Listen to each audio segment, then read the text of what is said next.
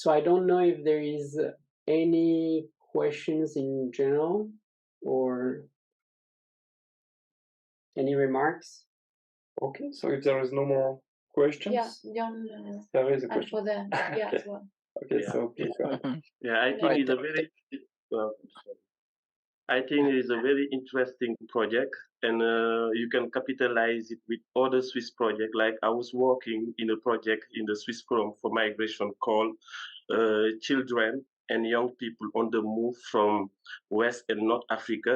And in this project, the main challenges are protection of this population, socioeconomic integration, and education. And in the education, the Swiss Development Cooperation Agency, they were saying to focus on the formulation of digital solution. Maybe this project can be really very interesting for them. Thank you very much. Thank you for that. It's Yeah. totally true. We will check and see if it's interesting for them. Of course, they can also access to our videos, to the application. Everything is online. Everything is free to access. So they are welcome if they are interested in using the application and also bringing or sending comments to us. I wanted to say this as a more or less a conclusion, but we are here. We are happy to answer your questions or to receive suggestions for improvement and so on. And yes, definitely, thank you very much for today. We will go ahead and continue discussion with our partners, and SDC is, of course, one partner of EXAF and Unity. So thank you. Yeah, I make you on the mapping. I was mapping the actors in the education level, and I make your contacts and everything. So if they need you for information. Yeah, thank you. Thank you. There was a question from John, I guess. Yeah. Mhm. John and Cozy. I had a technical question. So the microcomputer, is it possible to have a setup where you have a complete host computer, then the Pi computers are connecting to that host computer, where all the Moodle the Moodle box can be installed on one host computer, and then those clients are connecting to that host computer either via wireless in this case, and then the students and the lecturers are able to interact in that type of arrangement. I'm only alluding to this in the sense of proximity. Does it mean that where I am, we have different students and pupils in different locations, and so would it mean that the files would have to be physically moved on the Moodle boxes, or we can have some form of intranet and extranet establishment so that all the students through the Pi devices are able to access this information from a central server? Thank you. Yeah, so the engineers from Egypt had a similar question. So the answer is yes, but you have to change the configuration of the Moodle box. So what we did, at least in Egypt, I sent them like the change they had to do it.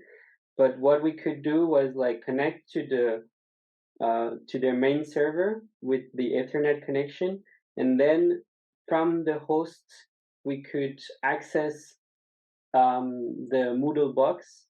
Like you access an IP address, you had to, in this case it was like the Moodle box, but it's actually through internet, and we could open those ports if you want. So that's one way, I will say, to use it as an internet. You just connect it to another computer and you can access through that main computer. Or you could, I think, use it like a full host, but it's pretty much the same answer. You'll have, and then if you want to use like a full host, you will have to change, I think, quite a lot of the configurations, because the idea was really to create something easy and simple where people connect and then use everything in the Raspberry, extract that information, and that was like the operant modus. So I think if you want to create your own hosting server, I will guess that you have first to install like Raspberry Pi, and then on top of it Moodle, and then you will have to open all the ports, which I think it will become quite technical, but I think it's possible.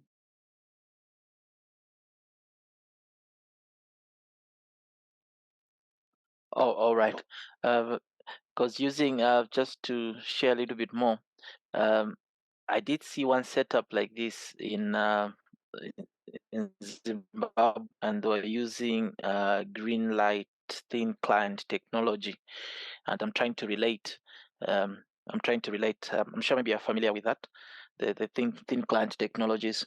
So I'm trying to relate how the cost benefit analysis would be if we were to get the pies for a number of students, and the concept of always having to remove the micro SDs and uploading data and such. So if it was done from a more central place, and it could allow for more good control and administration, as the case may be. Maybe you can have a Zoom, because I can show you some of the stuff we did for Egypt that could help, and maybe it will allow me to better see and understand your need and maybe better answer, because I think it will become quite technical. And Okay, that would be great. Yeah, that would be great. Thank you. Thank you very much. Fode has, Yes, Fode. and then Christian Kaufmann.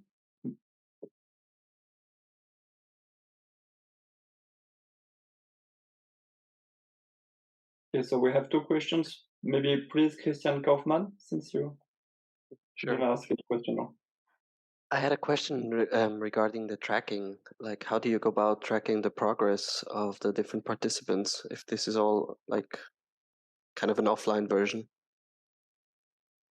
yeah, so the tracking is actually manually, in the sense that you have to have access to the Raspberry to download the CSV of like let's say you create a quiz, and all your students did the quiz, then you have to extract the data manually, and then you will analyze it. Let's say that you leave for a week and then you come back, then you'll extract the data again, and then you'll compare it. That's pretty much it, but you need access to the Raspberry, yes. Okay, thank you. And maybe another question. I guess, like since I don't know how the others, but with us, for example, we work a lot with Scrum files, right? That we create, like entire course. There is no way of compressing the whole information from there, right? Directly, rather than having to build, every time inside the Moodle box, the new courses.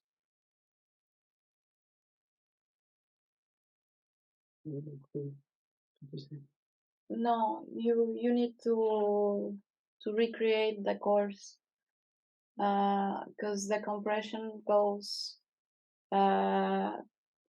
There's different algorithms for different type of files.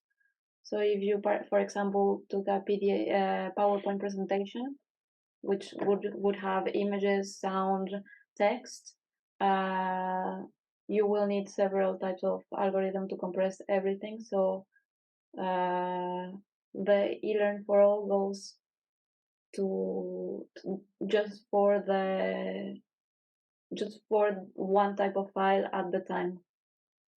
And I think that would be the same with the type of courses that you have, that have different types of format inside. Okay, maybe that could be a suggestion, right? Maybe like if there is a way to let's say create a Scrum file where you exactly use these things, only PDFs, only like certain types of images, only certain types of videos. Oh yeah. Then like if everything would be already with the same kind of information, that it would just compress everything at once, rather than because now kind of you have to change every single file, right, and then build it again. And I think this is quite an effort for some people, right? So to maybe alleviate that, that's just like a suggestion. Yeah, I think that's a really nice suggestion, and I think that it is possible if it's the same file type. It could be possible. Thank you. Thank you. Thank you. I just wanted to add regarding your first question, regarding tracking, at least regarding quizzes, for instance, there is an auto correction. So the students can do the quiz. That's what we did in Côte d'Ivoire. And at home, for instance, if they are training, they can immediately see their score. So they can improve and start again to improve the score, which was quite interesting for the Côte d'Ivoire professor. He was very happy with this because it's a way for his student to improve their results to a quiz typically. And you could also add some specific answers to the specific answers that your student gives. So if the student is going to give one answer that you know that the student was going to put, you could write an answer to that, so the student know why he was answering wrong.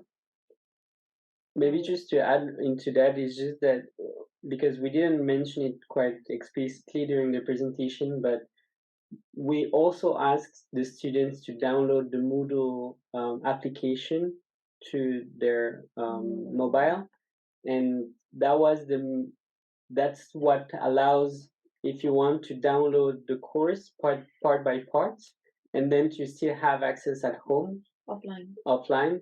So yeah, just wanted to mention that.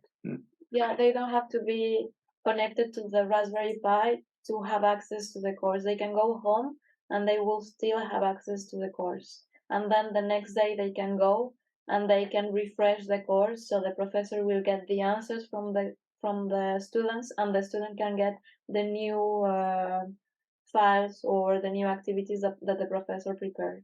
Yeah. And you say next day, but it could be next week, next month, next year.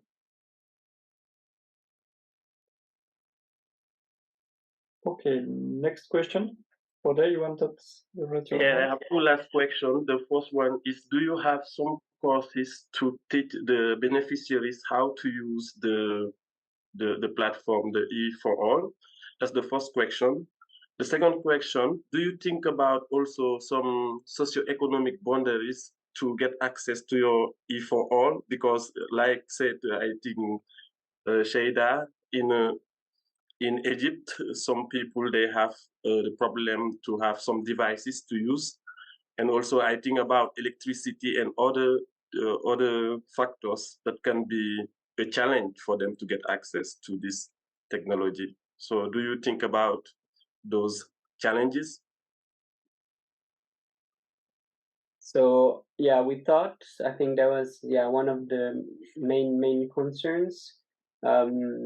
So I will say for the teaching parts, that's one of the reasons we try to have like several mediums to enter. So you have now like the YouTube page, YouTube channel, which have like the videos, and I think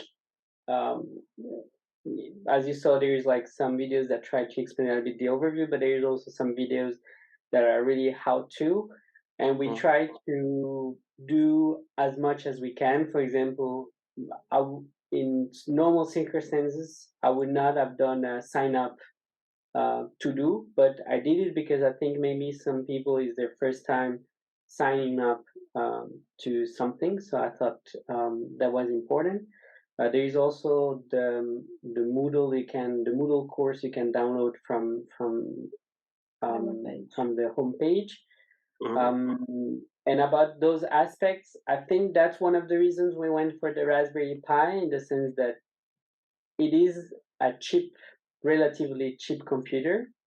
That's one of the reasons we actually, for Côte d'Ivoire, we bought some tablets, so they could, even students who didn't have mobiles could still have those tablets and could still practice and have access to the information.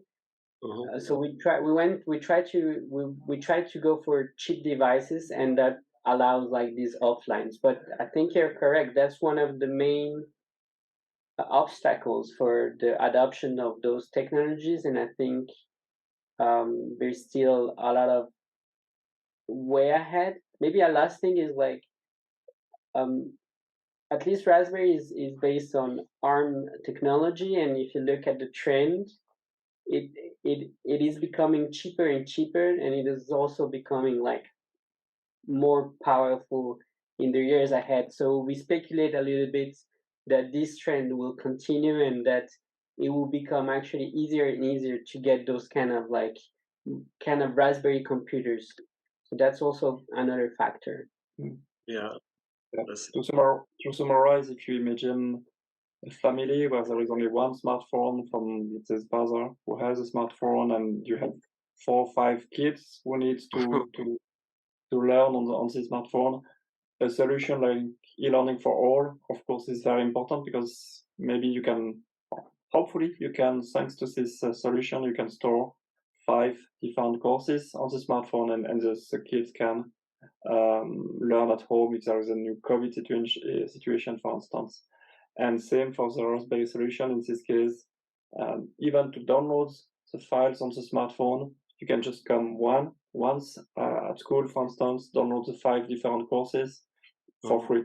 So it's a good step for socio-economic challenges to allow also poor people to study in a get situation. access. Okay, very good. I think, I don't know, Christian Kaufmann, if you forget to lower your hand or if you have a question. No, sorry, I forgot to lower it. Thank you. But Okay. also John John was raising his hand. raised his hand. Yes, I just want to say that I'm already imagining what the solution this could be, especially in remote parts of Zambia where I'm based, and it really cuts off the expenses that remote teachers have been having of how to get lessons done, and backtracking back and forth to class to go and have documents printed for students, the testing, the assessments. Yeah. So I'm saying it. I'm just saying that this is a good way to go, and I'm saying it's solving a lot of challenges, certainly in remote areas. And they said that the assessments can be done over a week. You come back and check. It's very practical in very remote areas. So it's impressive. Thank you.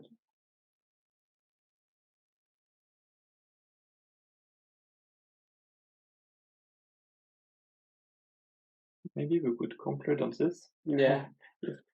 Well, thank you very much. I don't know if some of you want to add something, or Maybe Raji or Alex, if you have any words to add.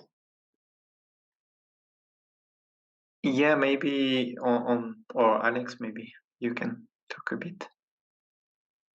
I would just like to thank you for developing this tool and to share with us today. I think it got quite practical today. Also, I liked the YouTube videos. I was just checking also on the webpage, but everything is there.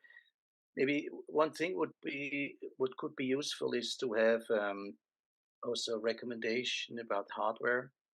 I couldn't find anything. I just browsed a little bit the internet, but there are so many different kind of Raspberry APIs.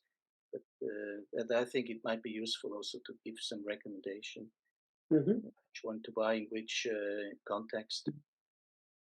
yeah. I saw that there are some with a case. Most of them are without case. I don't know if you are in a rural area. It might be useful to have one with a case. Yeah. Yes. Yes. But to summarize, I'm very glad that we did this project together, and I think it's very helpful for a lot of people. And the only thing we have to just to tell everybody that we have this opportunity, and so that would be very useful to spread it among all people who might be interested.